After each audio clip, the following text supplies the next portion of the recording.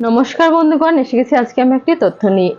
এই যে ছবিটা আমি আপনাদের দেখাচ্ছি, এই ছবিটা আমি স্ক্রিনেও দিয়ে দেব। তবে এই যে ছবিটা দেখাচ্ছি, এটা হচ্ছে ভগবান নারায়ণ বা ভগবান বিষ্ণু, মাতা লক্ষ্মী ভগবান নারায়ণের পা টিপে দিচ্ছেন এবং ভগবান বিষ্ণুর পেট থেকে দেখুন পদ্মফুল যেটা বেরিয়েছে নাভি থেকে, সেই নাভি পদ্মফুলের মধ্যে বসে রয়েছেন ভগবান ব্রহ্মা।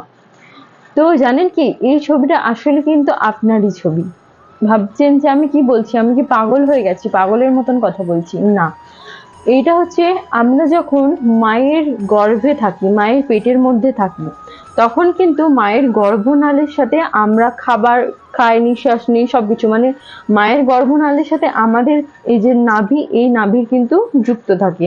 এবং সেই একই রকম ছবি ভগবান বিষ্ণুর প্রথম অবতার, যেটা মৎস্য অবতার, সেই প্রথম যখন আমরা ছোট্ট 1 থেকে 3 মাসের যে আমরা ছোট্ট বাচ্চারা থাকি মায়ের গর্ভের মধ্যে, সেই অবতারটা হচ্ছে মৎস্য অবতার। সেটা কিন্তু ভগবান বিষ্ণুর প্রথম অবতার।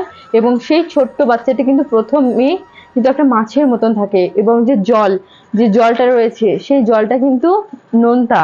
ভগবান নারায়ণ যেরকম সমুদ্রের গভীর জলের মধ্যে রয়েছেন, সমুদ্র কিন্তু ভগবান বিষ্ণুর ঘর বা বাড়ি বলতে পারেন।